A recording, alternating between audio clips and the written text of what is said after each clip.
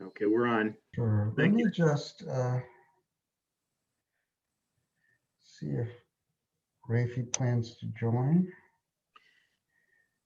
He did, Bennett, he has the, the panelist link. I confirmed all that with him, so he's got, Yep. I'm pretty sure he intended to. Marcus? I brought you in as panelist also, so whatever you need to do after in terms of your presentation, help me. As long as I can share the screen, I'll pull it up, and then when I'm done, I'll take it down and hand. I think it. I don't know exactly. I don't think you need to take anything back or give anything to me. I think I could just share screen, and then I'll stop sharing, and then it'll be back to you. That's why I promoted you to panelist, so I think you should have that on your, I believe. I know it sounds like a big deal, but it just, let's see, let me make sure. So it's now 10:35. We are recording. Welcome, everyone. And we do have a quorum. And we have several people. Pamela, hello. Juanita, welcome. Glad you're both here from the department. And Marcus from CHFA. Great, good to have you with us. Let us start with, I guess, approval of the minutes. Hope everyone has a copy. These are the minutes of December 16. Any additions, corrections to those minutes?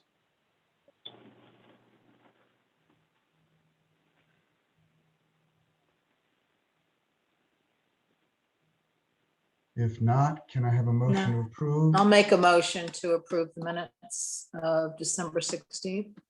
Who was that? Miriam. Okay, okay. A second? All in favor? Second, Al. Thank you, Al. All in favor? Okay. Aye. Aye. Any Aye. objection, abstentions? Minutes are approved. So we do have with us today two or three guests, two from the department and one from CHFA. And Pamela, I know we promised that we would try to get you out early if we could. Do you want to do your report now, or are you okay to wait until after the CHFA presentation? No, we will do the report now, and I appreciate you considering our time. However, I might stay on for the presentation, but we'll start with the report, and Janita Hamill, who does need to leave the meeting, will be doing the presentation. Okay, super. Thank you. Okay. Can you all hear me?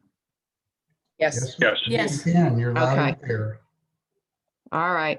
Mr. Chairman, and to the members, with the report that you have, there were no, from December 1st, 2020 through February 28th, 2021, there were no new complaints that came in. In that time frame, the legal department closed 10 files. However, I don't believe that attorney Cynthia Fernandez is at this meeting today to explain the settlements or the closures from legal. So I really it's not much I can say about that. We are out doing the inspections and have been.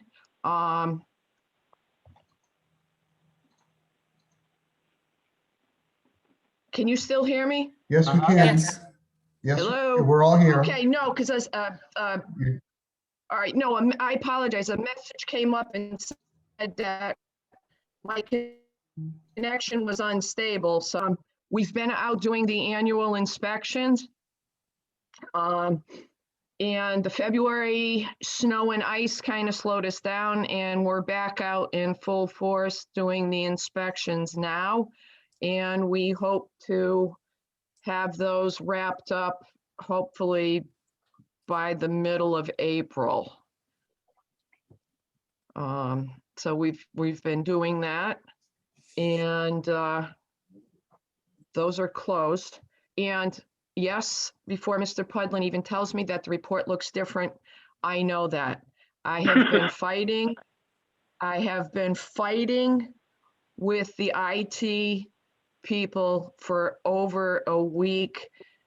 There was some kind of a change or an upgrade that they did, and I told them that I need the report to go back to the old format, which I had been working with a particular gentleman, and Pamela was helping me to get it to the specifications that you have been asking for every time we've presented a report. However, that gentleman has not been in, and I'm hoping that upon his return and before the next meeting, that I can get the report back from them to the format that it was, which we know still had other additions or modifications that you wanted. So. Yes, we do have some enhancements to our e-license system.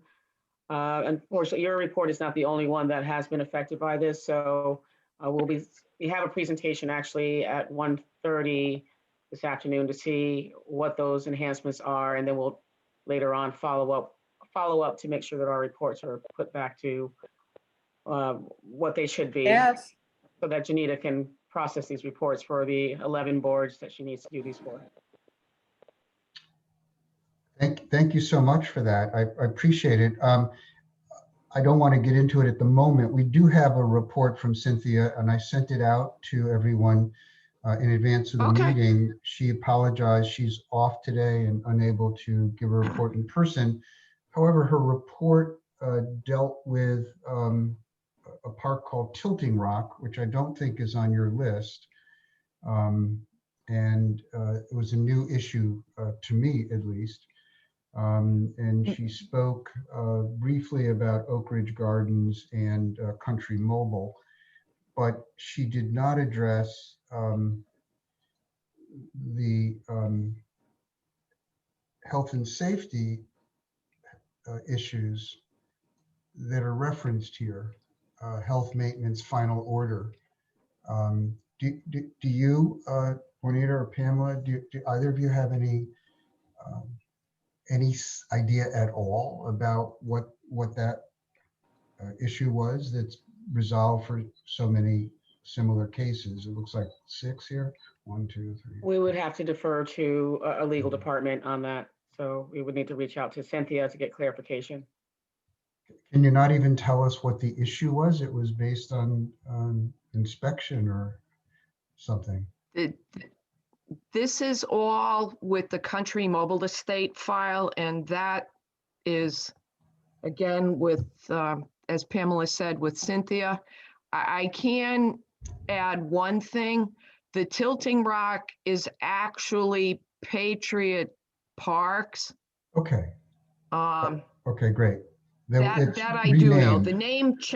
The name changed from one to the other. That much I do know. I don't remember from which to which though, sir. And once everything goes to legal, they do the final decisions and orders and or settlement agreements. And what starts out in a complaint as an allegation, and we investigate it and a report goes to legal, what their final decision in order is based on, not necessarily what the allegation started as. And Cynthia is the best person to be able to explain the resolutions that they came to. Hey, Bennett, in the explanation that she had sent out, it was really, I think there was 3 complaints, which should actually show up on the complaint list that we just looked at, that she was talking about the IT thing that looked different. But there was an issue where the residents were charged $50 rent increases without having been offered 2-year leases. And then Right, they had illegal water meters installed, yeah, which they had been removed and the matter was closed by Pura. yeah, exactly. We're cool on Tilting Rock and Patriot. It's the Country Mobile that she did not provide. Oh, hold on, we have Rafi here now. Hi, Rafe. You did. Bob, can you forward the link to Rafi again? He said he provided it to you. He'll do it again, I hope. Bob, is that okay? I'm going to try to do that. I don't know if we can get back onto the control panel and not lose this. Yeah, he'll try to resend you the link. Sorry about that. Yeah, it's Country Mobile, and Juanita, I understand exactly Pamela as well, and we're not asking you to intrude on the jurisdiction of your legal colleagues. All I'm asking you for, now that the case is closed, is could you tell us simply what the condition was that caused so many residents to file a complaint? The complaint is different, but again, you're looking for the findings of fact. And you have a report that Janita and I have not seen. So It's whatever nothing. Cynthia has sent to you, we don't have that She said nothing. report because we are separate divisions. We function separately. Right, and again, I'm So- not asking you for what she has, because obviously you can't give me what she has. She did not mention any condition issue with regard to Country Mobile. She just dealt with the foreclosure action. So there's no reference in her report to the complaints having been resolved. Yeah, Marie, so she would be the one. You might want to send her a follow-up email. I'm sure she will get back to you and then you can share it with the rest of the board. Yeah, the problem here, Mary, yeah, I mean, I'm really sorry you can't be a little more illuminating.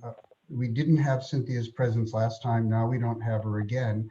And we have this back and forth between your department and hers, and we wind up not being able to have a discussion in the course of our regular meeting. That's really unfortunate. well, we're not sitting at the table. It's not that we're trying to, I'd rather say no when I don't know the answer. It has to come from her. When Cynthia conducts these hearings and they make final decisions and orders, Janita and I are not sitting at that table. We do the investigation. We send it over to them. Unless they need testimony from us during a hearing, we're no longer involved in that case. So I understand what comes completely, through the but I'm door asking is you, not necessarily what is the final conclusion. And I can yeah, gladly I'm ask her to asking you, email I'm asking you a different question. I'm not asking you for anything related to the resolution. I'm merely asking you for the subject of the complaint. You've told us that you're not able to do that while it's pending. Now it's no longer pending. It's a matter of public record. The whole record is now public.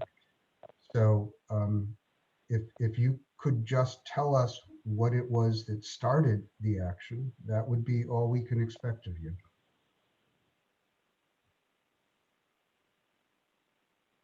Are they not? I don't have what you have in front of you from Cynthia, so I don't know exactly what you're looking at. So one, we're not prepared to give that answer because I don't know what you're seeing, but I can gladly email Cynthia and have her send you, if it is a closed record, she can send you. Just for the record, I'm referring to your report, which lists health/maintenance issues for, I don't know, 8 different complaints. Right, Janita, that's on our report that we present, but it may have been closed by legal. I'm not certain of that. Do you have that? Mr. Bennett, Pudlin, where it says found issues and resolution notes for health maintenance issue, that was closed by Cynthia. I don't know what she's referring to. I can tell you this. Mr. Lombardi and I did do 2 inspections out at the Country Mobile Estates in Griswold. And during the course of those, we did find some potholes. There were vines and trees growing over wires, but the bulk of the rest of it was about the rent issues too. And also they had an arborist go in there, and there was fighting between the attorney for Country Mobile Estates and the arborist, because when we went through, many of the trees that may have been an issue when at first were already taken care of.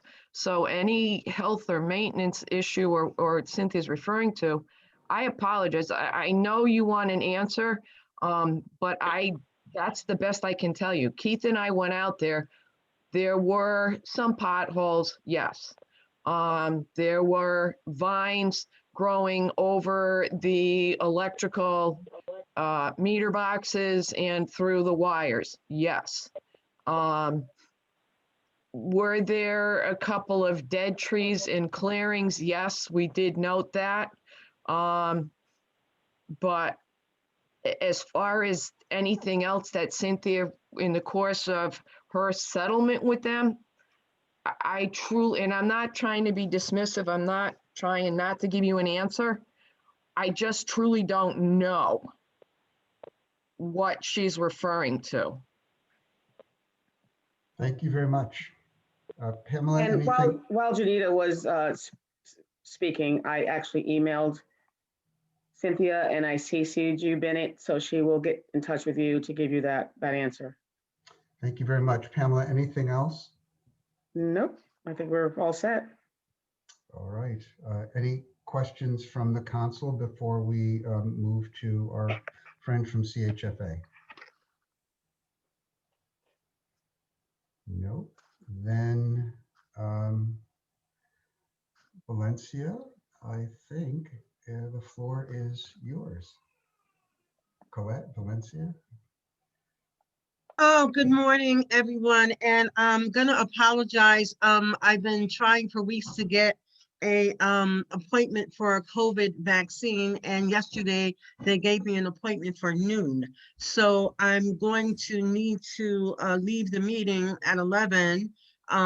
But I'm going to leave you in good hands. The one thing that I do want to say is that I'm so excited that we are actually launching the mobile home refinance program. Marcus has a beautiful presentation about the program, how it's going to work, what the marketing initiatives are going to be. You'll see that we're going to be soliciting your help and support in getting the word out to the clients. And I don't think I want to prolong or steal his thunder any longer. I'm going to turn it over to Marcus Smith, who is an employee at the Connecticut Housing Finance Authority, and Marcus can introduce himself and we'll take it from there. Excuse me 1 second though, before Marcus does do his presentation. Before you leave, can you just tell us the status of the home purchase program that's been suspended for some time? I know you and I have had some discussion about a couple of outstanding concerns that we thought we'd resolved with your legal department. I just wanted to know where that stood. The mobile home purchase program is also going to be relaunched, and I do believe that we've settled those issues. I don't think I sent you the most recent update on the guidelines, which is what you had looked at before. So I'll try to get that to you before the end of the week. I don't know what kind of condition I'm going to be in after the shot, so I don't want to promise it today, but, Is but this your I'll get it first to shot? you. It is. Oh, So I'm a not little to- anxious, but Not yeah. to worry. First shot is nothing. It's the Oh, second thank you want to you. watch out for. Yeah, I've had both shots and it's not that bad, just a sore arm. Good. Anyway, One thing I will say is that we reviewed the documents with Capital for Change, and they also caught some things that we needed to eliminate and change. So I believe that we've addressed the issue, Bennett, that was of concern, and it had to do with one of the documents that we were asking for that we're no longer going to be asking for. And you'll see that when I send over the guidelines. So I will get that to you. I read the minutes and realized that I guess I was supposed to have already sent it to you, so I apologize. Not at all. But we'll get that out to you and we'll get it going. Thank you. How But much longer? we're actually gonna, I was just asked, how much longer are you still with the agency? my official retirement date is April 1, so we're talking weeks. Ooh. Okay. Yeah, but I am gonna sort of hang around and help out a little bit after, so I'll share that with you. Great. But I'll make sure you have all that information, and Marcus is gonna talk a little bit about it in the presentation Great, today thank as you. well. And on behalf again of the council, I want to really thank you for what you've done, and not just in responding to us, but in going beyond what we thought was possible. And it really is a very exciting opportunity, and we're quite grateful to you. So thank you for everything. Thank you. I was Thank very you. happy to do it. And hopefully I'll see you guys at least, well, you meet quarterly, so I don't know, but we'll see. You're always welcome. Enjoy the meeting. Thanks. Thank you. Thanks. Thanks, Marcus.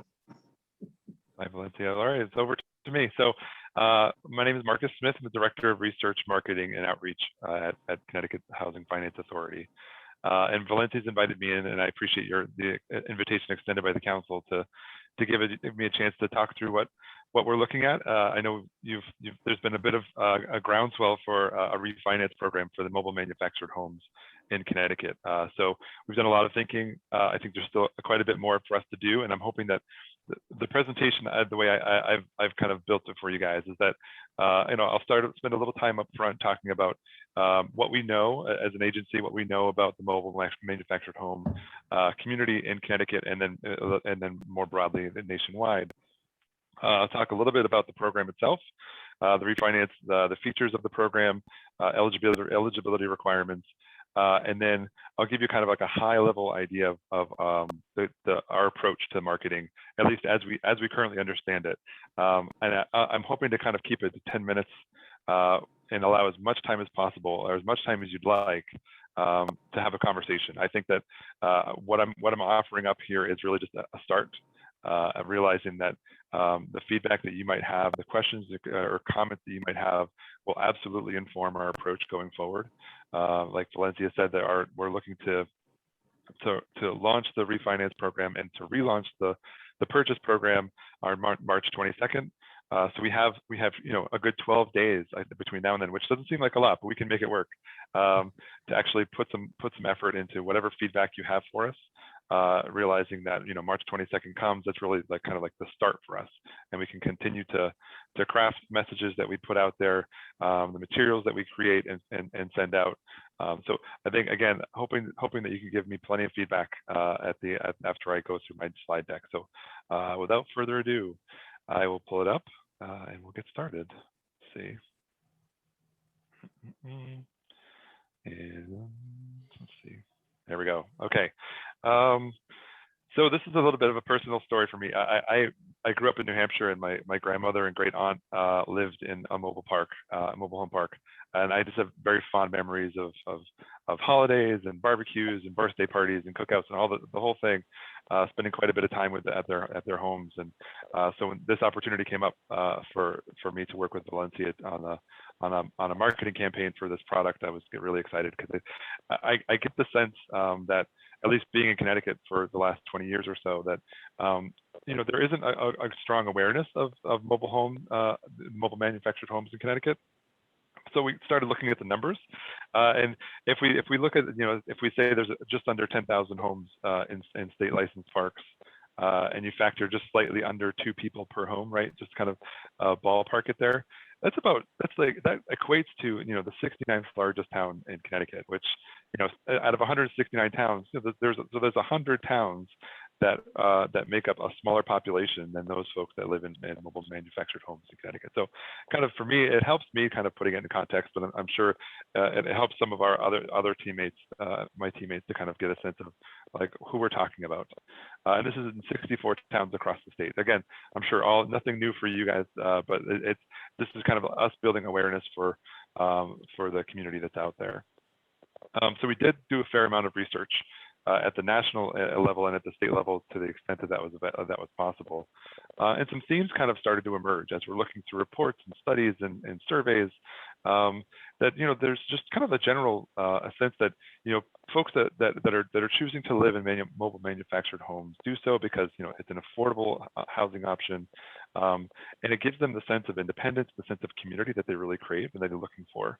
And so at least in 3 different surveys that we found, there was a very high rate of satisfaction for people who were living in mobile manufactured homes, and there was just the common thread that, you know, that folks that just kind of overwhelmingly say, this is my home of choice. This is where I'm hoping to stay, to live for the long term. So with that in mind, so we're kind of starting to go through the process. So we pulled out some data out of our database. So CHFA has a track record of making some mobile manufactured purchase loans over the last 20 years. So what we found is there's kind of a wide spread of interest rates, right? So the median is about 6.5%. I mean, some went up as high as 12%. I think the low that we found was around 3%, but so that 6.5% was kind of right in the middle. And so what that translates in terms of like a monthly payment is if the average loan that we've made over 20 years is about $75,000, and you know, the average term is about 18 to 20 years. So that 6.5% interest rate translates to about a $559 a month payment. And that doesn't count taxes and other fees that might also be kind of lumped in, but just strictly the principal and interest payment that you make to the lender. So with the CHFA refinance program, we're going to be offering a 1% refinance rate. So what that means on that same average loan amount and the same term, that 1% interest rate will yield a savings of a little over $200 a month, which is pretty significant for folks who are living on a fixed income. So just the basic, some high level kind of eligibility requirements that we're looking at with the refi program. You have to have a minimum of 5 years remaining on your original loan term, and your home has to be located in a state licensed park, and the current interest rate has to be at least 6%. So if your rate is lower than 6% at this point, you won't be eligible for a refinance to bring it down to 1%. But like I said, the median rate is 6.5. So a fair amount of folks who are going to be looking to reach out to through this program are in that are very much eligible because of their rate is going to be much higher than 6%. Marcus, do you want us to hold questions to the end? Let's say yes, just because I might get to your answer at some point during the presentation, if that's okay. Sure.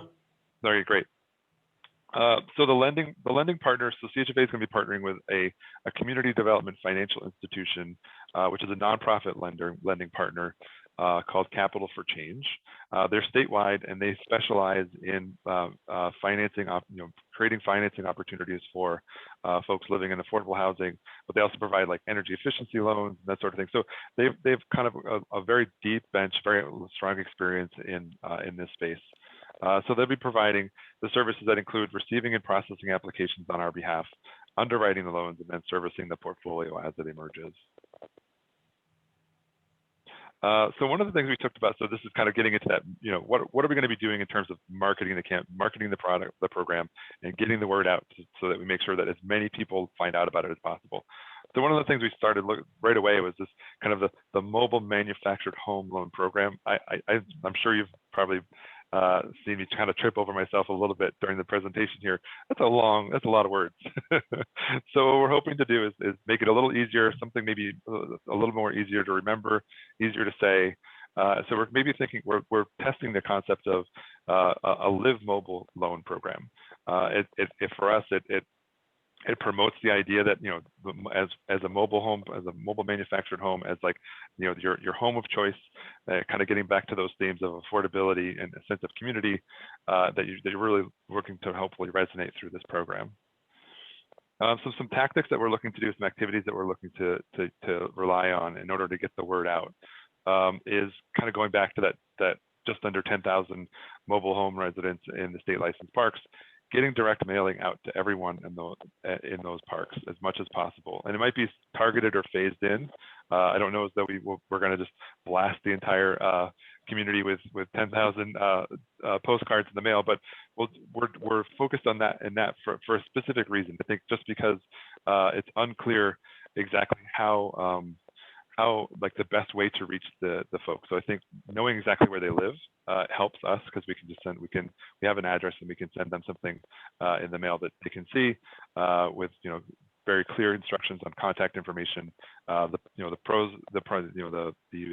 benefits of going through the program. So we'll be doing some direct mail. I understand that some parks have newsletters. We're looking for opportunities to maybe write a little blurb in those newsletters promoting the program, and then to the extent possible or feasible, you know, placing some ads in local newspapers that appeal to residents in the parks.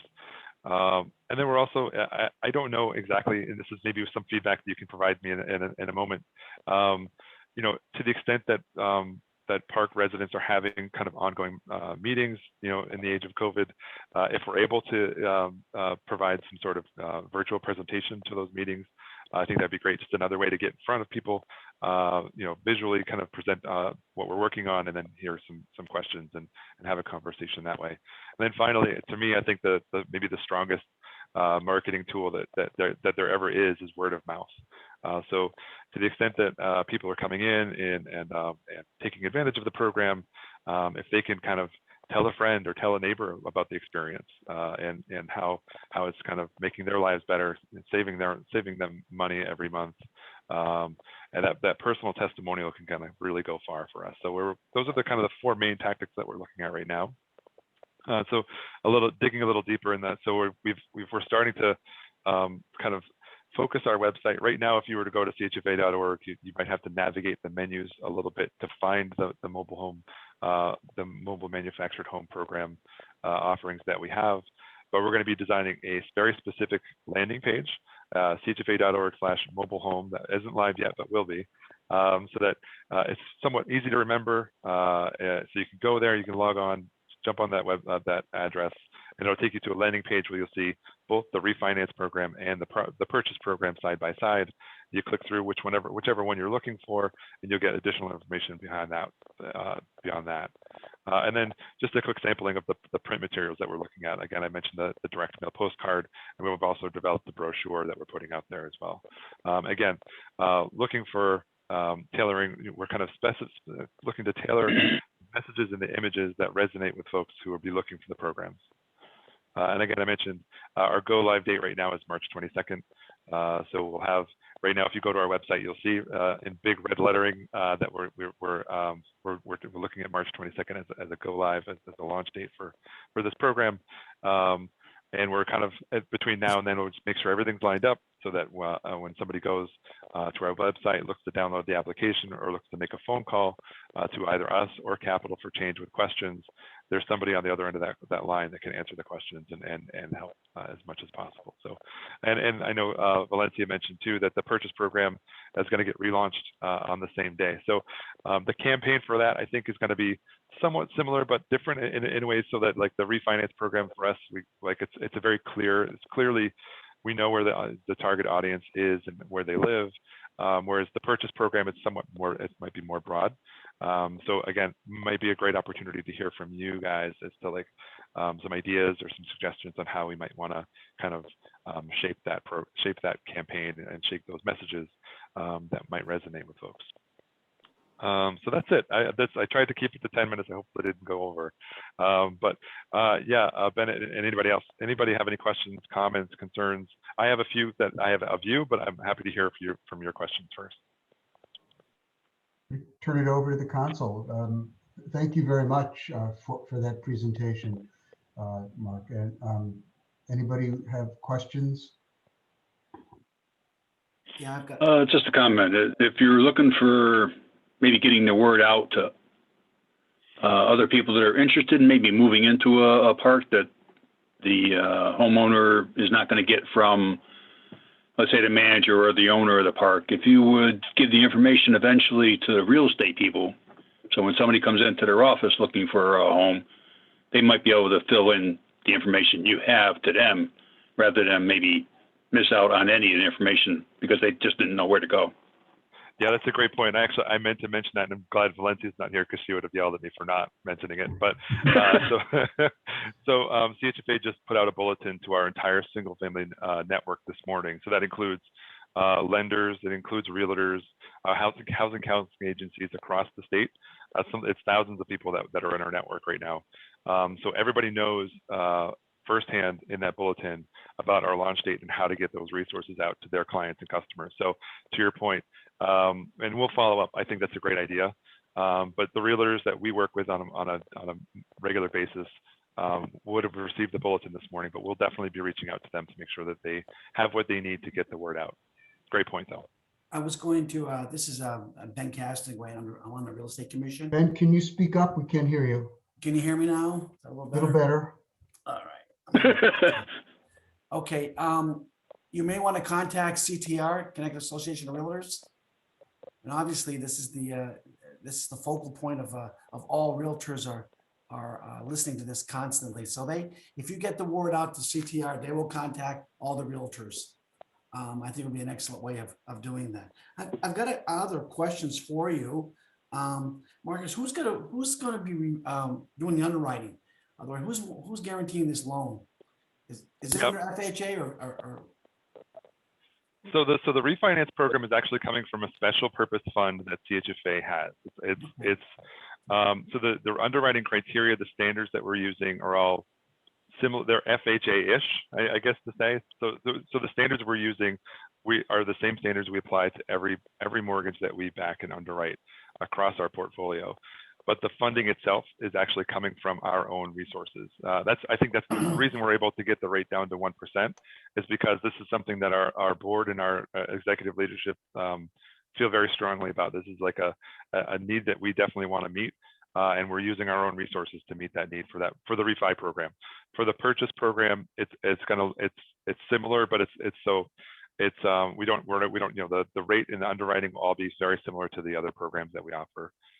One of the biggest problems we have actually has been more or less the underwriting, FHA. So loan to value, for an example, is there a percentage you're looking for? Is it, you're looking at do no more than 80%, 90%, 95%? 80%. Yeah, 80% for this one. Which goes back to the problem for years. I think as long as I've been here, we've been talking about this for a good 15 years or more, it seems like, regarding the problem is the first time buyer doesn't have, 20% to put down or have 20% of value, in this case on a refi. Yeah, and I want to go back. I want to go back to Valencia, but I'm fairly certain that at least on the purchase program, that the home buyer has access to our down payment assistance program. So we're able to, that 80% loan to value can actually be assisted with our DAP program, so that it kind of helps bridge that gap. But I'll confirm with Valencia and make sure I know that for sure before I and get back to you guys. Hey Marcus, I got cut out. I had to reconnect. But did you guys talk about is there an appraisal process during the refi? There is an appraisal process, correct? Yep. And so today I could, with a regular lender like First Credit or Priority, we could do everything in almost 30 days between the time they come out, do the appraisal and do the loan. Is that what you guys are thinking about in terms of being able to do this? That would apply both to the purchase program and to the refi. And so, have you given any thought to the time frame, to do that? So we'd like to get to a point where we're competitive in that we're able to turn something around as quickly as any other lender would. I think because this is a brand new product for us, a brand new program. There might be a little bit of working out the kinks, So we'll work up towards getting to a place where we can say, yes, 30 days from start to finish, you'll be out, you'll be good to go. But I don't want to make that commitment now because we haven't actually started it yet. But I'd like to get to a point where, the next time, at the next meeting, I have an update on that process. Yeah, I mean, that's probably more important on the purchase side than it is on the refi. I mean, if somebody's paying 6% and they go into 1, if they had to pay an extra month of their regular loan, I don't think it's a big deal. And is there an agreement that you guys are going to have that the park is going to need to participate in? Yes, there is I think it's a 1-year lease agreement or an agreement between the park and the yes, there is. I don't know exactly the mechanics of it and how the instrument would work, but That is there something we've been required. talking to Valencia and the legal department about, and I think we've resolved that the existing Connecticut statute satisfies that requirement. So that has been a concern about it. In the new purchase program, there is a written lease for the first 12-month term at a minimum, so that shouldn't be a problem. On the refi, it can very much be a problem. We want to make sure that goes away. So, Marcus, I had a question. You gave a website address, but is the program there yet? Right. So I did mention that. I might have mentioned it too quickly. So that when we go live from that March 22nd date, that website will be available. It's the chfa.org/mobilehome. Right now, it's still under construction as far as like the look and feel of that web page, that landing page, but it'll be ready to go when the program's launched. is it possible that you could give us a copy of the slides and we'll send it out to the council? Yeah, absolutely. Yep. Thanks. You can just do that through me or through Bob, either way. You got it. I had 2 things I wanted to mention. One is if you're doing outreach, you ought to be in touch with the statewide resident council, partly because they may have some links that they can help you with, but also because I think it would make a lot of sense for them to participate in. For example, you're talking about having a meeting somewhere, and that you can certainly talk to Al about that, Al Hritz about that, who's here, and Dave Delahorry, who's not, I think he's not at this meeting today, but he's also a person with the Mobile Home Alliance, the statewide alliance that you could talk to. And the second thing is, I just want to make a comment on the proposed name. I don't know what anybody else thinks. I'm not sure that it's such a good name. I don't know that I have an alternative, but it partly comes from the fact that sort of the double meaning of the word live or live. Yep. It's so I don't know. I think you should work. I think you should explore more. I wish I could give you workshop it. Yeah. But I just don't. I don't know what others think. I just don't think that's the right name. I don't think. Can I just add to Rafi's concern? I objected not to the first word, but to the second. We've gone out of our way over many years, and the reason we have this convoluted title is to dispel the notion that mobile homes are trailers that you hitch up and drive away in. Right. And so I like where you're going. I mean, the intent there, but I think you got to work a little harder around that. No, that's great. I appreciate that feedback, and I'll bring it back to the team, and we'll keep trying. Yeah, and one thing, by the way, one thing I want to say, this is really great because like Bennett, I've been around this for a long time, and your enthusiasm and your creativity about how to do this and the focus on reaching out and publicity, that is such a world of difference from what we've dealt with before. And I'm certainly appreciative that you're moving on that too. That's really been great. Yeah. Marcus, I had two questions for you. You've sort of addressed part of it in your reply to Mark.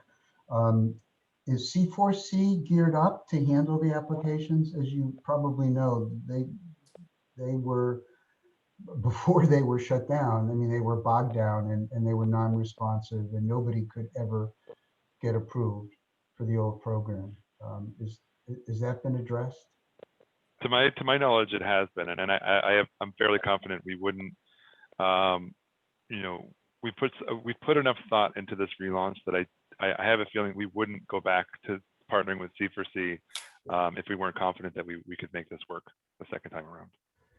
And the second question is really just to clarify, I had understood from an earlier presentation by Valencia that the 6% threshold for refi was really in order to, because you have a limited pool, a large but limited pool of money, this was really a kind of rationing, if you will, to those, with the heaviest burden. If that's so, and if the uptake at 6% doesn't exhaust you, are you prepared to reduce that threshold based on experience? I think so, and I don't have anything to base that on. I just only that I think that we have the flexibility in the program, that I'm fairly confident that, what I would do as the director of marketing is I would go back to my leadership and say, listen, here's what we've done. We've done X, Y, and Z to get the word out. We feel like we've promoted the program as it currently is designed to the fullest extent that we can, and we still have some money left over. And my recommendation would be, among my recommendations might be, what happens if we drop the eligibility rate to 5%, and get a sense of and I would imagine that we would probably by then know, we have heard from plenty of folks to say, hey, listen, my rate's at 5.5%. I'm just missing that threshold. Can you make an exception? If we have enough of that feedback, I would imagine that we could make the case to leadership to make that change.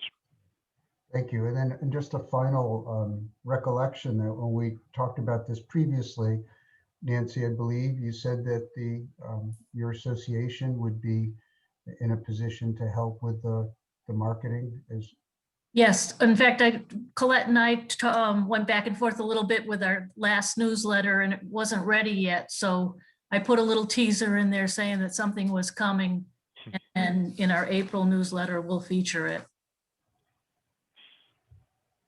Great. I'd be happy to work with Nancy and Colette to kind of craft that message, or whatever it might look like, whatever you might need in terms of writing something up to put in your publication. That'd be great. Thanks, Marcus. Are you using proprietary lists for the direct mail, or how do you plan to do that? So I'd have to reach out to Valencia on this one. When we were kind of doing our first pass on research, she gave us a spreadsheet that she had received. She had actually had to pay for, and then she didn't. I don't remember the source that she used to procure that list. But we may have to go that route in terms of accessing those addresses. I would imagine that would be the case. It might be possible to get the cooperation of park owners, and not all parks necessarily, but I would imagine, I don't know, we've got several owners here. Do you guys have a thought on that? If they needed access to your residents, would you be in a position to cooperate? I don't have a problem with that. Me either. I think I don't know what my percentage of residents that are still holding mortgages or holding mortgages at this point, but yeah, I would have no problem with that. Mark and Mark? We do newsletters all the time. I have no problem. There's nothing in here that this is perfect. This is all positive. I would have no trouble, and we would back up whatever they sent out in our own newsletters. If they needed access though to mailing lists, is that something you could cooperate with? I think the question is, and I don't have a problem with the question is, would the residents have a problem with me supplying their information to somebody else? The way it's often done in political campaigns, when your candidate reaches out to some association, is they provide the postcard or the mailer, and you put the addresses on, so you don't have to ever compromise people's privacy. So I don't have a problem. We have great lists, so it's no problem. I would echo the same sentiments. I wouldn't have an issue with that. And Marcus, I just want to say, Marcus, that just to echo Refi's sentiments, this is the first time in 20 years I really think we're getting over the hurdle here, and the work that you've done is excellent, and it also helps us promote our industry, which I very much appreciate. So thank you for all your efforts. Yeah. Marcia, how about you? Well, perhaps another way to address the residents is if they had mailing lists of lot number 1, Liberty Park, 68 Cook Street, etc., lot number 2, because I know all my residents get mass mailings from other organizations too. You know, how I would feel about sharing a list of names, I'd have to think about that. The alternative would be that I could send them to the park manager, and that person would distribute. Is that, did I hear that right or not? I think you're just saying take the name off it, right, Marcia? So it's just lot number one, and then you know, it's park lot number one, Okay. and the address. You just wouldn't have someone's name on it, but you'd still go to the same place. An alternative would Right. be if they gave you unaddressed material, you could put the addresses on. If they had the postage, right? Everything except the address. You could slap an address label or run them through your That would program. Bennett, that would also work. Okay. Yeah, A lot of options. always very aware of the confidentiality of our residents, and we make people jump before we tell them anything. Fair enough. Super. Yeah. And If you had the name of the, if you had the name of the park and the mailing address, you could just send the postcards to that mailing address, and then whoever's handling the park could just address them at that point. Okay. Okay. I did have a conversation with Commissioner Siegel, as Department of Consumer Protection, and we already have a link to the old program, not operative, obviously. She's agreed to carry the link to your new Mobile Home web page, so that whatever CHFA has will then automatically display there. It was her preference that you have that single site rather than multiples, and so she'll be quite happy to do that, I'm sure. Have you had conversations? I see Jennifer's still with us. Have you had conversations with the Department of Housing about also carrying a link to you? We haven't, but I'd be happy to. So Jennifer, should I be reaching out to you to kind of coordinate that?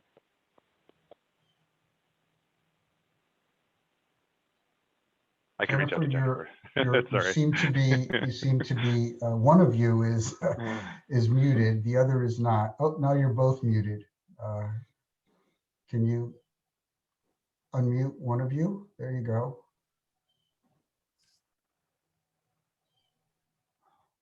That's okay. I could I'll plan on reaching out to Jennifer and see how we can kind of make sure that DOH is carrying the same information. Super. Any other questions or comments for Marcus before we let him go? I've got one. When the program is done, as far as the refi and the purchase program goes, can that information be emailed to the council members? So which information? Say that again. As far as your website goes and whatever the particulars are as far as the programs go. Yeah. Can that eventually make its way? Yeah. So what I'll do is I think once we have everything set for the 22nd, I can send an email out to the group here to make sure you have that link and you can get it out to your networks.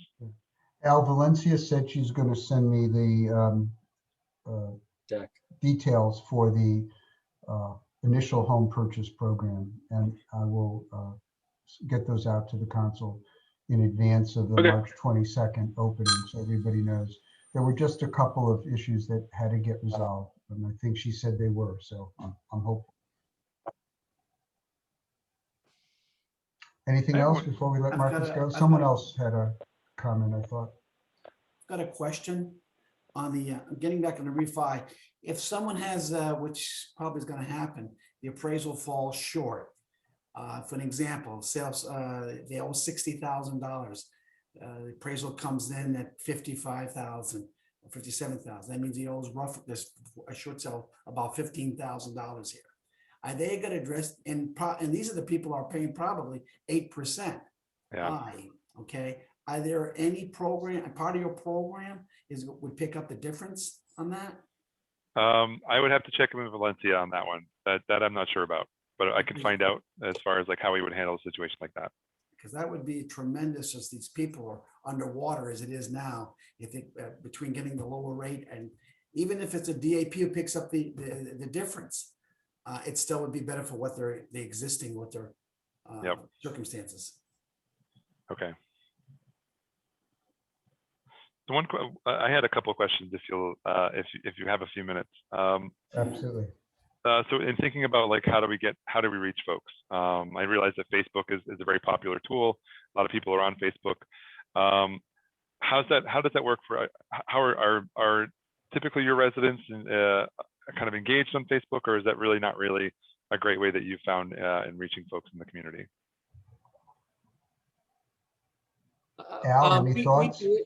Yeah, we do it in some way. We advertise through Facebook Marketplace. That's how we rent homes a lot of times. That works out really well, really, really well. In terms of communicating with them, we don't do much because unfortunately, Facebook has a way of getting nasty very quickly. So we don't typically engage in a lot of back and forth that way. Yeah. But Facebook Marketplace is a great way to promote the program. We could surely do it that way. And then you have the fact that you have a lot of older people that live in the communities that don't really access Facebook or social media in general. So. And then as far as like, we've talked quite a bit about the website, which presumes that folks have internet. What is that like in your communities? Is that generally everybody has internet, or some people use their phones or tablets to get online, or some people have desktops? And I know I'm not looking for anything scientific necessarily, but yes, anecdotal. the answer is yes to everything you just said. Okay. I would say a very high percentage of people have internet access. Okay. Absolutely. Al lives and is an officer in a resident-owned park. Al, you want to give your sense of how connected your fellow residents are? Some of them are connected through the internet and other, ways of addressing it.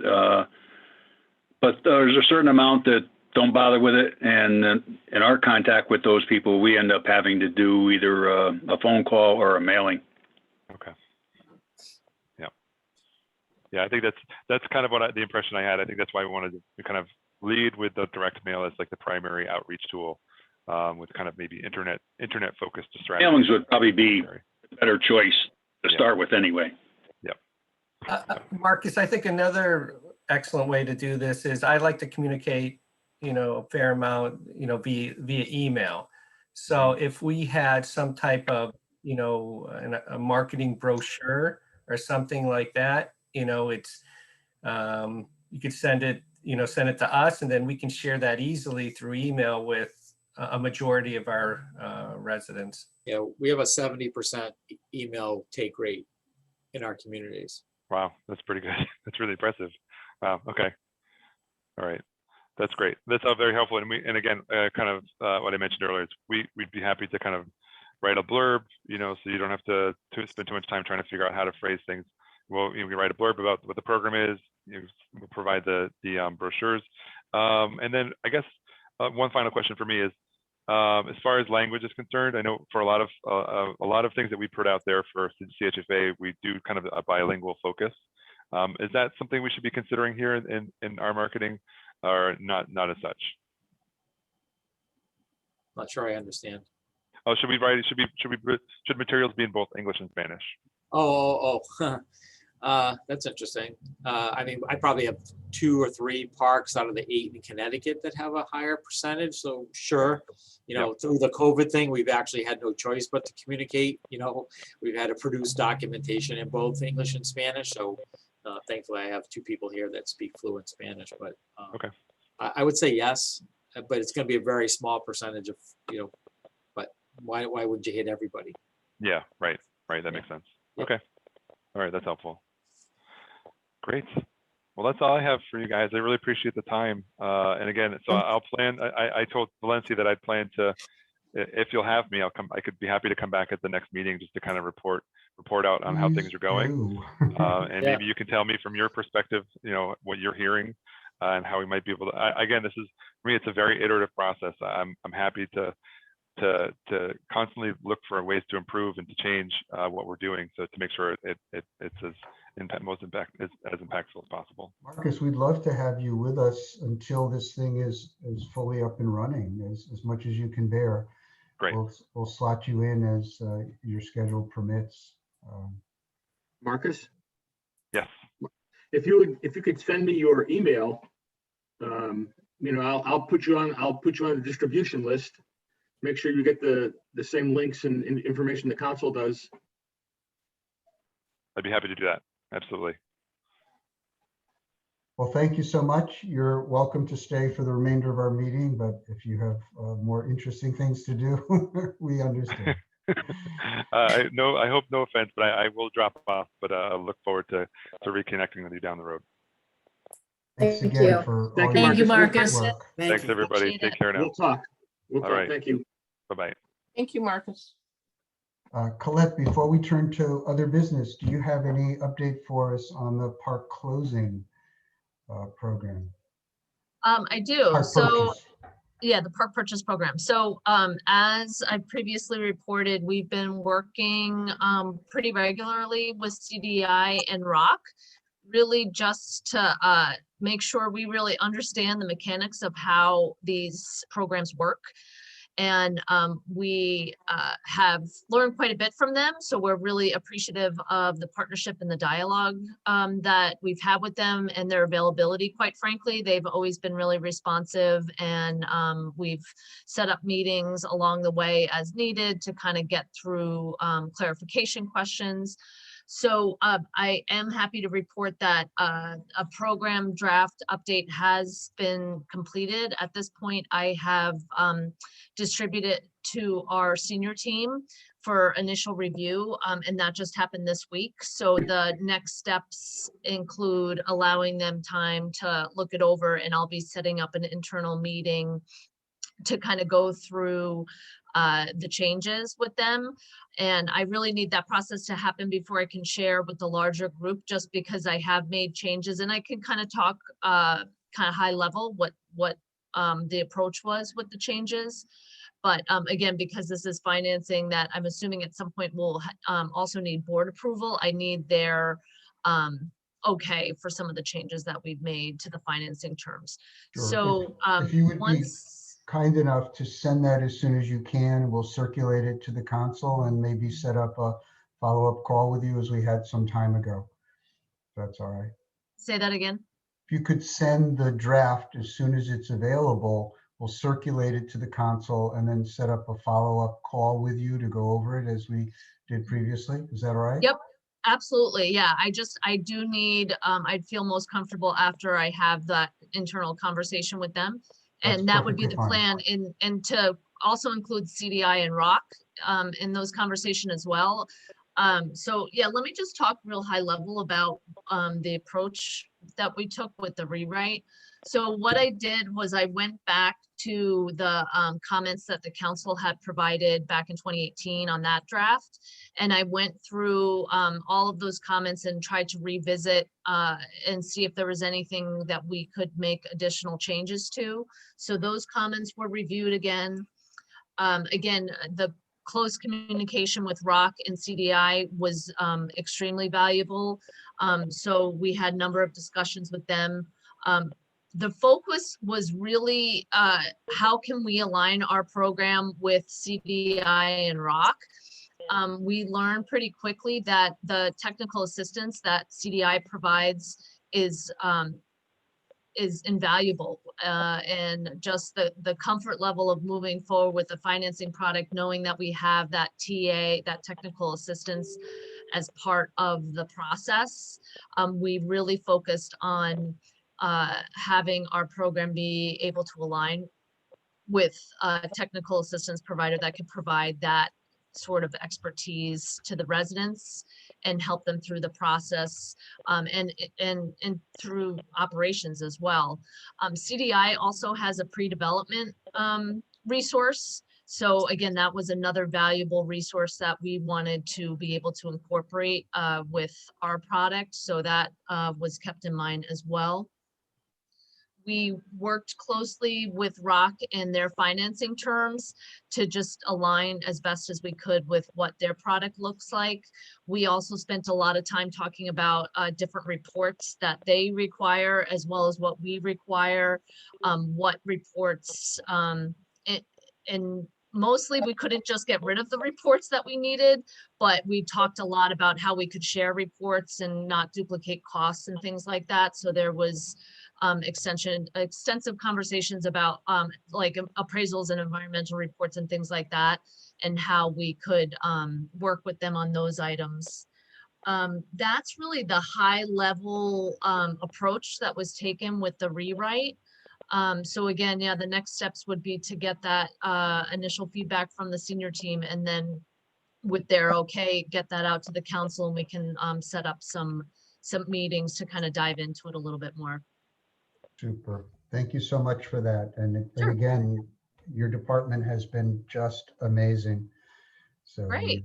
very, It is very hard to follow Valencia and Marcus's footsteps, but Well, but I'm doing my best here.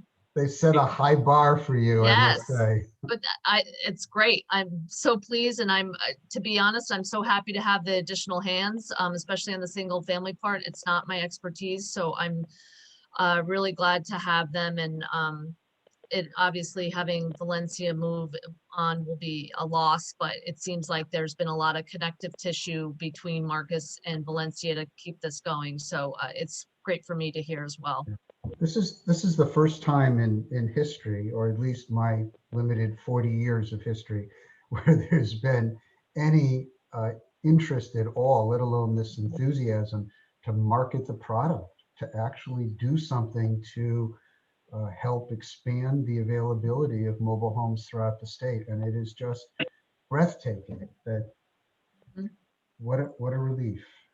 As Ben said, we've been banging our head against a wall the whole time, and suddenly you guys have just been marvelous. So Great. Well, I will pass those comments along to our leadership.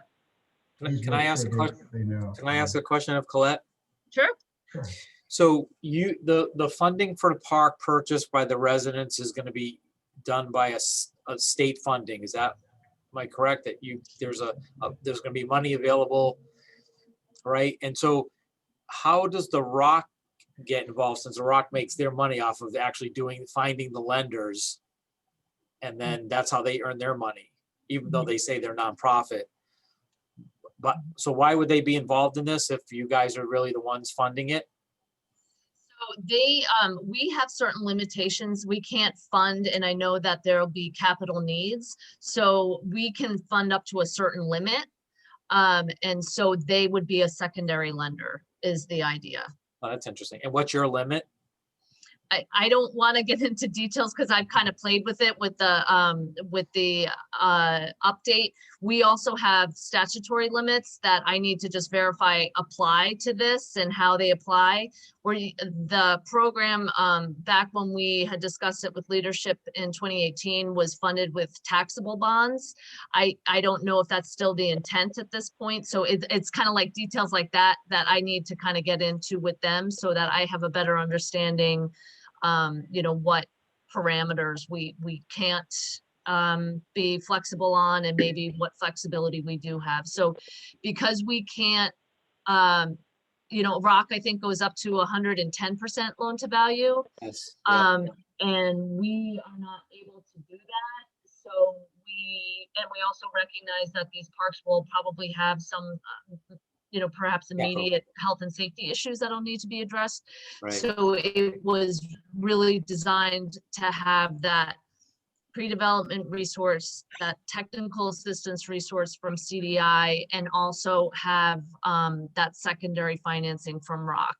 And quite frankly, kind of like similar to what Marcus was saying, and maybe even more so on the park purchase program, like we just have never done anything like this.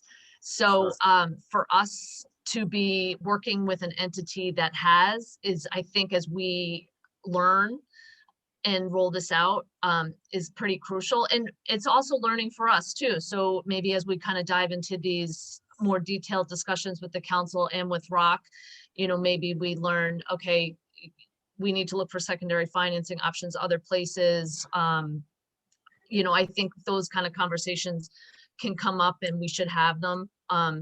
Absolutely, as we kind of dive into the mechanics. And is the rate that you guys were looking at much like the program that Marcus was talking about, where it's an extremely low interest rate? for the residents, and is the Rock willing to match your rate? You know, so there's your secondary financing tended to be at the same rate that you guys are, because, you know, they're going out to market and they're finding lenders maybe through, you know, trusts and, you know, things that can't do a 2 or 2.5 or 3% interest rate. Again, that's something that I have to discuss with my finance team, because if we're using taxable bonds, you know, I don't know how much wiggle room we have on interest rate. You know, if we're able to use other resources, would we be able to be more flexible on interest rate? I think if we get the framework, we can really do deep dive into some of those comments, and we'll look for your comments and questions like that, because we need you guys to kind of poke holes in it, really, you know, so that we understand if it's a workable product. Good. Okay. I'll be a good hole poker. What's that? I'll be a good hole Good poker. hole poker. Okay, good. We tried to zip it up as much as possible, but you know, again, it's hard to do it in a, for lack of a better word, a bubble where we just haven't done it before. We've been able to kind of see some of the mechanics from Rock again, and just from learning from them, which is really helpful. But it's just very different from multifamily housing, which is what our experience is in. Sure. Yeah. No, it's great. But it's similar, right? It's Yeah. same concepts. It's just what's the reality. Yeah. Colette, I don't want to ask you anything you can't answer, but I would urge you to discuss with your team how you can tap into the tax-free market, and that's been a serious limitation. Say it again. The what market? Get away from taxable bonds, and see if you can find a way to bring that rate down.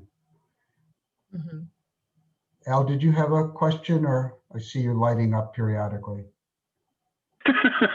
Well, I was just going to make a comment that it sounds good that Rock and CDI and the other department are actually cooperating, and they're getting information out of each other. And it sounds like with the three departments working, well, the three entities working together, this might actually succeed at this point. Hope so. Well, CHFA now has a great track record, so we're all going to be optimistic. Colette, if you're done, I think we'll move on. There are two other items on the agenda we've skipped around all morning. One is the bill that the department submitted to the legislature, and in which there was a public hearing. I know there were park owners and residents unhappy with pieces of that. I know there was a testimony and some discussion with the department. I was not privy to it. I did just want to clarify that I was not aware that this bill was moving until I think the Friday before the hearing. I was informed of it, and not by the department. The department, as I think everyone knows, had submitted a similar but not identical bill a year ago. We had discussed it briefly in the council, and the council had no position on DCP enforcement powers. We were unable to reach any sort of consensus, and we didn't attempt to. But we did have some concerns about the language that the department had submitted, even on things which were not controversial, like the schedule for park inspections around renewal of licenses and so forth. There were more drafting problems than substantive issues. In any event, last year, when I contacted the department about our concerns, I was told, don't worry, nothing's happening because of COVID, and if anything changes, I'll let you know. Well, nothing changed, and they didn't let us know, and then they resubmitted it this year, and they also didn't let us know. So it was last minute for everyone. With that, I would like to turn it over to representatives of residents and park owners who've had any involvement to just sort of bring the council. I was not able to attend the hearing, so I don't have any knowledge about what occurred. But if folks would be willing to educate the rest of us, that would be very helpful. So I'll start us off. It was our understanding that the purpose of this legislation was that they wanted to strengthen their licensing and enforcement powers that are already in place, or I don't know, maybe clarify some of their enforcement powers in licensing. But of course, when things like this happen, we know the devil's in the details, and for them to make the statement that that was their sole purpose is just not accurate, and it's unfortunate that we weren't involved in the initial process. One of the things, and this is just one of the things that they put in, is that additional mandatory inspections, that we would be liable for the cost. And nowhere in the statutes is there anything regarding that. As it is, we pay a pretty hefty licensing fee to the state each year. We also pay a lot of taxes and sale and use taxes. We pay a lot of taxes, when homes get sold. So, when we see things like that, that raises red flags for us. And I know we expressed those concerns in a letter that Nancy submitted. That's just my initial reaction to this, that it's unfortunate that this was done without involving us as a council, and unfortunately, now we have to backtrack a little bit. Did you have any contact with the department after you sent your letter? Any discussions? Nancy, have you? I haven't had any contact, but our lobbyist, Andy Markowski, has been going back and forth with Leslie O'Brien. And anything you can report about where things stand?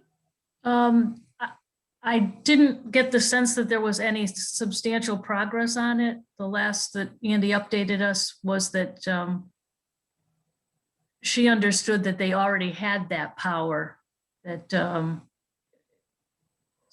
that it wasn't anything new. So I think we have to keep going back and explaining that to her. Yeah, we don't agree that they already have that power. And Right.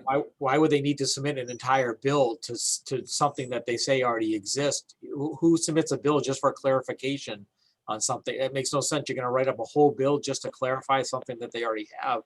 In my opinion, doesn't make sense. I don't see that they have the ability to order that they could go in and order an arborist, a paving guy. I mean, they could order, I could spend thousands of dollars and then find out the guy comes and says, oh, you don't need any work done, but I've already spent money on the reports. And quite frankly, and we said this about the trees, when you order an arborist, their job is to find work for themselves. So they're automatically going to be, billing you for stuff that may or may not need to be done. But I don't see what they have the right to make us order third-party reporting and then pay for it. I pay over $10,000 a year in licensing fees just for my parks in Connecticut as it is. Before I turn it over to park residents, I just want to apologize to the council. I have a hearing at noon that I have to hop off for. Mark Berkowitz has graciously volunteered to chair the meeting once I jump off. I don't in any way want to curtail the discussion. I do want to also just ask Mark if people have the time after this discussion ends.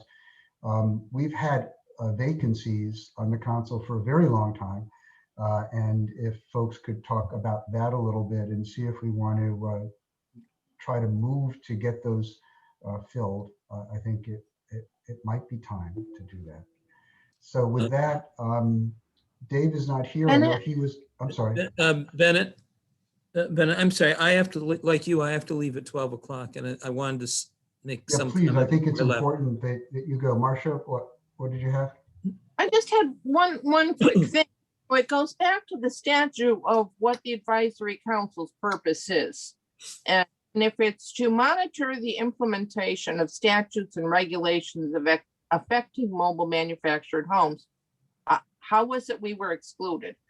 That was my first point. Second point is, I understood that they want to do language change on the inspections, and they need to. I mean, I'm still waiting for licenses, 4 out of 4, and have had. Oh, I am too. Right, and just to clarify, I can't answer why they didn't talk to us, especially when they told me they would. Right. And I also agreed, as the council did, that what they presented to us as the rationale for the statutory change made total sense, and we agreed to it. The language they submitted last year and resubmitted this year does not do what they said they wanted to do. And I feel very strongly that it's a terrible drafting job, so terrible that I wonder what the real intention is. And so I can't help you with that. And my apologies. I think we ought to let Refi speak and Al.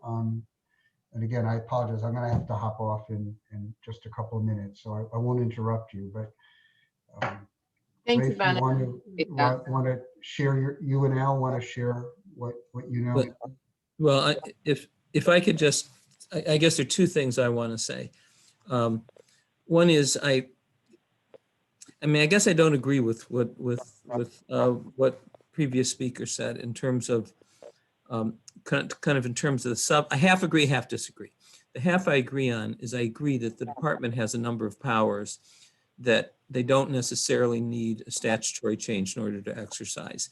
And that's cut both ways. It's cut, I mean, we've something like conditioning licenses, renewal of license, we've told them, some of us at least have told them, they've got that power already. They don't need that to change it. On the other hand, as long as the department believes that that it's unsure, then, I mean, that becomes the argument for why they should clarify. On the merits of it, I would just say, I don't think it's unreasonable to expect when as part of an investigation, the department orders that some information be obtained from the park owner, that a park owner be expected to pay for it. So on the substance of what was being said, I don't agree that there's something wrong with that. I don't disagree with those clarifications, but I sort of agree with the broader concept that I think they have the power already. The other thing is, if I don't know where this is going to go in the meeting, because I'm not going to be here for as the meeting goes, and Bennett's not going to be here either. I think it makes sense for us, which we could do by consensus, to say to the department, we think it is really important that they should be consulting with the advisory council in advance on these kinds of matters. I mean, I think it's really unfortunate that they did not vet these things fully, that they did not be responsive when people had something to say, that they get very defensive if there's objection raised. And I think we probably can all agree on that. I think if we're moving on to talk about merits of anything, I just don't think we have the right population of this advisory council here to reach that. We have really one park resident at this meeting, and I do think there are genuine basis for disagreeing as to exactly what should be said or what should be done. So I just wanted to say that and put that out there. And I'm really sorry. I have a 12 o'clock meeting, and I was hoping this meeting was going to be over. I thought this meeting was going to start at 10 instead of 10:30. So I am sorry to have to leave before it ends. I guess I'm here for another 60 seconds, but then I've got to go. Mark, if you'd be kind enough to follow up with me at some point after today, just whatever further discussion you have on this, I'd certainly be happy if there's a consensus of the council that we should at least request that the department go back to the practice of vetting things like this with the council before it acts unilaterally. Otherwise, it's not at all clear to me, as Marcia said, why we're here. And increasingly, I feel like the department does not want to hear from us. And even when we get a hearing, it doesn't much matter what we have to say. So I'm disappointed. I am going to jump. I forgot to mention one important thing. thanks to Cynthia, who wasn't able to be here, as you know, the disclosure statement that we approved several meetings ago did finally get posted, and it got posted on both sides of the department's website. It's on the park owner licensing side and on the mobile home resident side, so that wherever people happen to go, and it's got a clear labeling and it's a link. So that at least is taken care of. Again, my apologies, and see you. Stay safe, everybody. Bye-bye. Thanks, Bennett. Bye, Bennett. And So to continue the discussion, obviously as our association, we're going to continue to work through, our lobbyists to see that, well, one, we hope that this doesn't go through in its current form.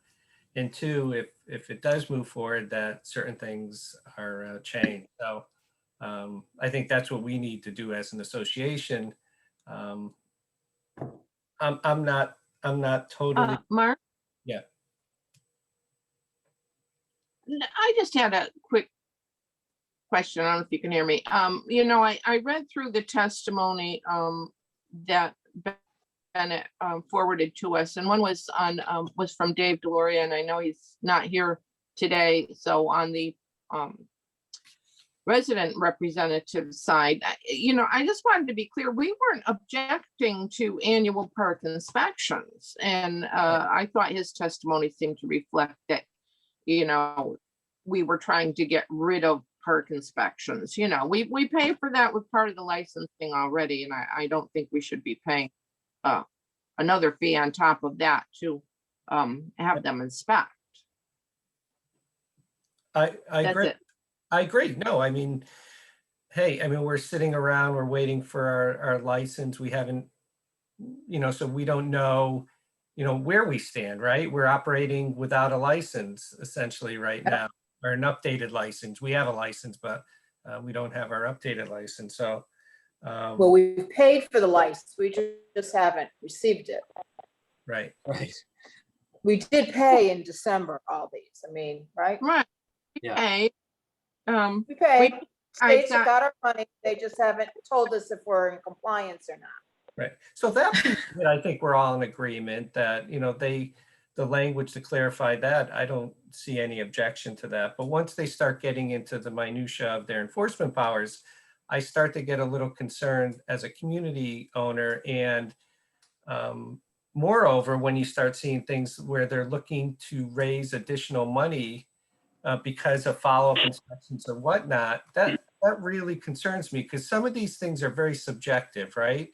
Whether you're talking about trees or things like that, if it's a health or safety matter, regarding, water, sewer, things like that, I get it. Providing electric, that's all understandable. But once you start getting into these re-inspections for subjective issues such as trees, that's, I think that's too nebulous and too disconcerting to agree to pay for it, to hire an arborist or other professionals to come to inspect certain things. Right. And are they requiring this in other businesses? So is this applying to apartment buildings? Does this apply to other licenses, nail salons, anywhere where the DCP issues a license? Are they having the same requirements, or is this undue against, mobile home communities? And if so, it seems like it's a little specific. Yeah, that's a good question. Mark, I'm really sorry. I have to leave also. I'm gonna there's Zoom meeting, so I get to enjoy this some more with another fine bunch of people. All right. We'll see you all Tomorrow. Marcia, Yes. we're on a call tomorrow morning together too, don't forget. Well, maybe I'll be at the See you right then. time. That one. I was wondering what the heck happened this morning. 20 years it's been at 10 o'clock, and I'm know. sitting going, okay, so what happened? Stay well, guys. Bye, Marcia. I don't know, Al, do you have any comments are, based on what you saw in the revised language?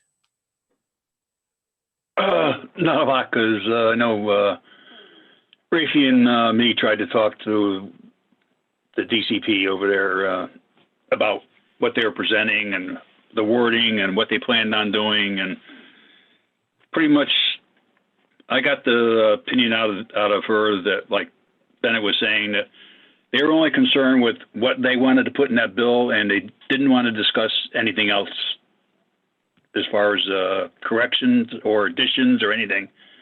Because when it got down to the point of inspections, it was kind of like thinking about their terminology of what they wanted to do, that they were almost on the verge of saying, we're not going to do inspections anymore, that kind of thing. And then when we talked to him, he said, oh, no, we're not going to do away with that. We're still doing that. It's just a matter of, we don't know what time of the year we're going to go out and do any particular community. But it would seem like all they wanted to do is talk about the inspection part of their proposed bill and discuss nothing else. So it was, except for trying to get them to agree that they were going to do inspections, the rest of the conversation with them was pretty much wasteful. All right, well, maybe that's something we go back to Andy with, and we're fine with the inspection language, for the licensing, but for enforcement powers and things like that, which they already have in place, and then this additional cost, maybe we'll see what he can do regarding that piece. Does anybody else have any other comments, questions on the legislation? All right. So the last piece here is filling some slots on the board. Mobile home park owner. I didn't even realize we had an open slot for that. Yeah, it's still me, really. It's because they haven't given me the confirmation or whatever it is that happened. So I just emailed Andy to see if he can reach out. We hadn't done anything with it last year because of the pandemic, but I submitted my application and they said they were going to be doing something, and then the pandemic hit. So I just sent him an email and just saying if he could go back to the person he talked to at the governor's office. But that's what that one is, Mark. Okay, perfect. So that's also, as far as a tenant representative, Al, have you had any discussions with Refi on bringing somebody else? No. No? Okay. No, he hasn't talked to me about it at all. But I would, maybe if you have a chance to speak with Refi, or, I hesitate to say park owners, see if there's a tenant that wants to come on board, because it really should be a little bit, some distance between, who the park owners approve for tenants. So, but if you don't mind talking to Refi about it, and I would think that should be fairly easy to find somebody to be a good representative for as a tenant rep. Banking industry, we haven't had someone from the banking industry since Mr. Cody, right? Right. So yeah, that was it. I can talk to, I have great contacts, Mark. If you guys, I can surely ask a couple guys that would be fantastic representatives from that industry. Okay. I'm happy to do that. People that are obviously interested in the mobile home product and that you work with. Well, the banks that I do, they have, a number of, they're in it, you know what I mean? Yeah. Yeah. Well, that'd be great. Yeah. All right. With that. Before you go on with that, you're talking about banking industry type thing. And only because a long time ago I ran into this. And if you're going to talk to somebody in banking about getting on the council, if they're going to give their opinion about different issues, and because I don't think the CHAFA thing will address what I'm going to ask you guys, but for any resident in a community, whether it's owned by you guys or it's a resident community or whatever, certain amount of the times people want to go and redo parts of their home or upgrade or do whatever, and they don't have the money. So I know for myself, when I went to Milford Bank a long time ago, looking like for a home equity loan or anything that you could afford to, to make changes or fix your place, make it look better. Nobody wanted to be bothered with anything except for they're going to go on a personal loan type rate, a percentage. And if you're trying to get your residents, regardless of what side of the coin you're looking at, mine or yours, if you're trying to get them involved and wanting to do things better and really make a difference, a personal loan rate is not going to get anybody closer to the end of the solution.